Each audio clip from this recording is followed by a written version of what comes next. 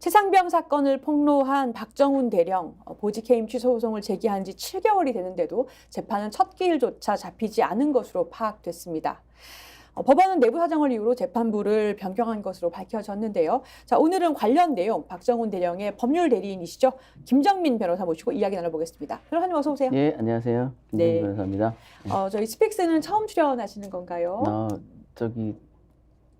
몇 번 왔었습니다. 아, 그러세요? 네. 예.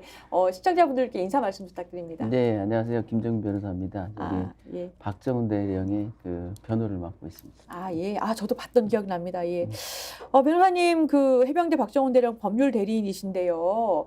우선 지금 관련 소송들이 뭐가 있는 상황입니까? 박정훈 대령이? 그러니까 박정훈 대령의 항명과 상관 예. 명예훼손 부분에 대해서 이제 중앙지역군사법원에서 형사재판이 진행되고 있고요. 예.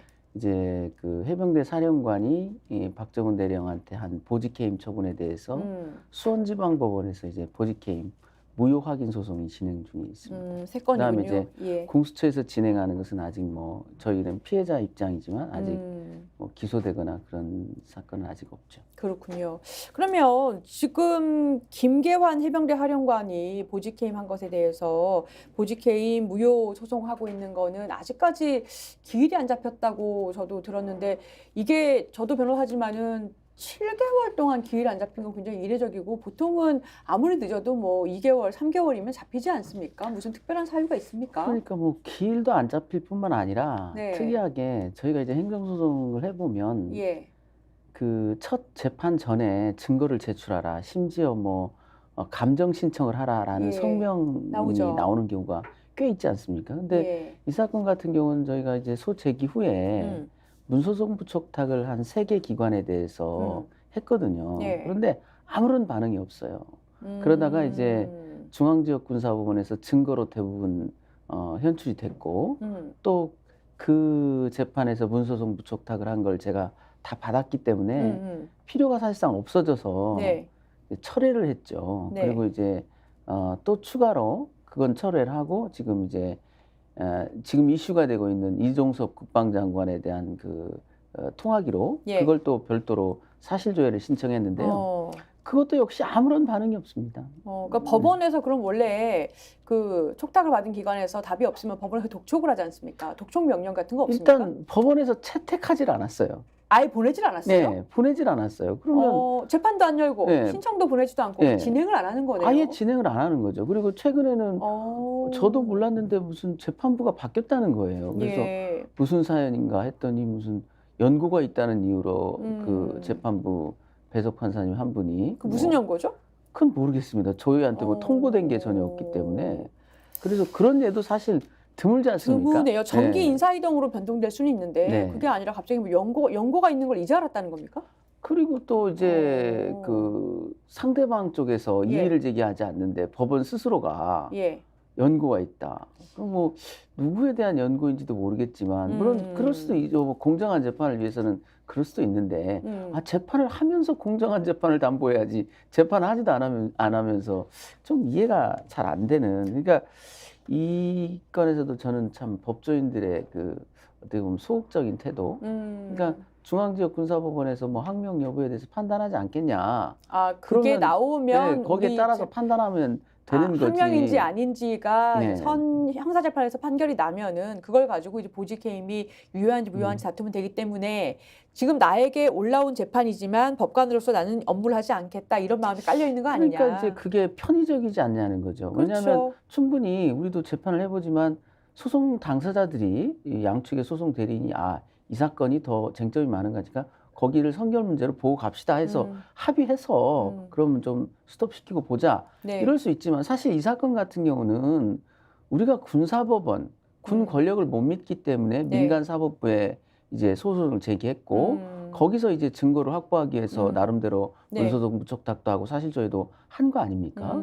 그런데 만약에 군사법원 재판을 볼 것 같으면 제가 왜 애써 거기에 문서성 소송은 왜 부촉탁이나 그렇겠습니까? 사실조회를 신청했겠습니까? 그리고 그러니까 사실은 법관이 헌법에 보면은 독립해서 심판한다라고 재판한다라고 되어 있고요. 법관 하나하나가 사법기관이기 때문에 그리고 재판마다 성격도 다르지만 뭐 형사와 그 이제 취소 소송으로 성격도 다르지만 증거가 달리 나올 수가 있기 때문에 사실은 이 다른 결론이 나올 수도 있는 겁니다. 그래서 법관이 재판을 신청을 받았으면 이 원고와 피고의 이익을 위해서 재판 진행을 해야죠.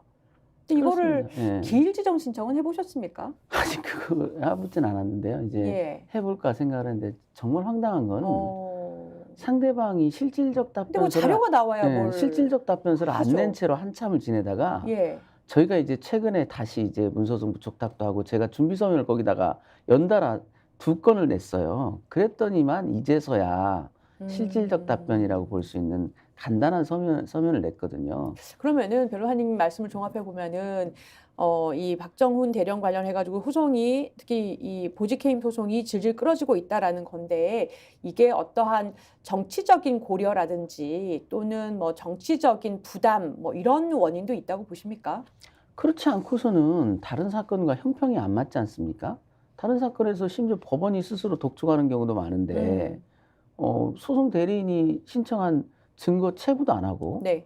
그냥 어떤 성명도 없이 첫 길도 안 연 채 마냥 지연되고 있거든요. 그러니까 이건 좀 납득하기 힘든 그러니까 선택적 정의 어떤 사건은 푸시라고 네. 어떤 사건은 하기 싫으니까 놔두고 네. 뭐 오히려 뭘 내는 것을 좀 거북해하는 것 같은 느낌도 들고요. 뭐 말씀 안 하시지만 좀 이해하기 힘든 그러니까 이럴 거면 도대체 행정재판은 뭐하러 별도로 두며 그냥 군사법원에 이하에 그러면 군사법원 관련 사건은 다 그냥 군사법원에서 행정소송도 하지 예. 뭐하러 별도로 그 행정법원을 두고 있는지 이해할 수가 없습니다. 저는. 자, 핵심적인 재판으로 좀 가보겠습니다. 이제 이종섭 대사 얘기도 해볼 텐데요. 그 전에 항명죄, 그 박정훈 대령의 항명죄 재판이 3월 21일 오전 10시 군사법원에서 열립니다. 네. 그날 재판의 핵심적인 사안은 뭡니까? 이제 해병대 사령부의 사령관 비서실장과 공보정무실장의 증인신문이 예정돼 있는데요. 해병대 사령관, 예, 해병대 이제 사령관. 그분들이 무슨 핵심 증인은 물론 아닙니다만 예. 이제 피의자 중에 한 명이잖아요. 지금 공수처 피의자 중에 아니, 한 명이긴 하죠. 두 분들은 참고인에 불과합니다. 아, 그분들의 그래요? 압수수색 당하셨잖아요. 예, 압수수색은 당했지만 그분들은 참고인이고요. 이제 그 증인 중에 이제 한 분은 예.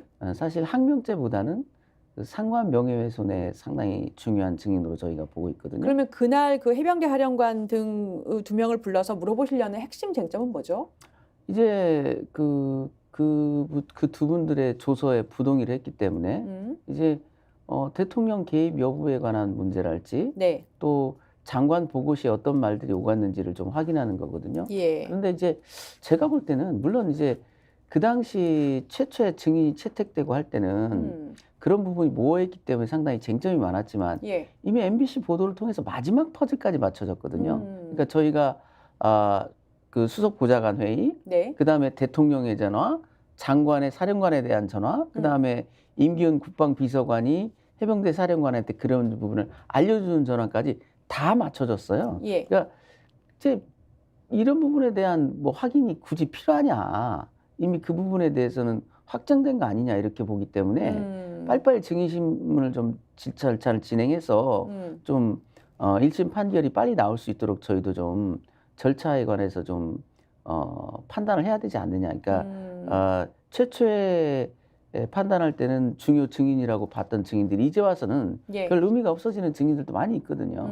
그래서 그 부분은 과감히 생략하고 빨리 이제 국방장관이나 뭐 국방비서관, 임종득 제2차장들에 대한 증인신문을 좀 빨리 진행을 하고 그 외에 이제 쟁점과 좀 멀리 있는 증인들은 과감하게 좀 생략해야 되지 않느냐 그걸 좀 고민을 하고 있습니다. 스픽스는 말하는 언론입니다. 대세는 유튜브, 그중에서 스픽스. 좋아요, 댓글, 구독, 알림 설정. 여러분이 저희를 사랑해 주시고 우리가 여러분을 사랑하는 4가지 방법입니다.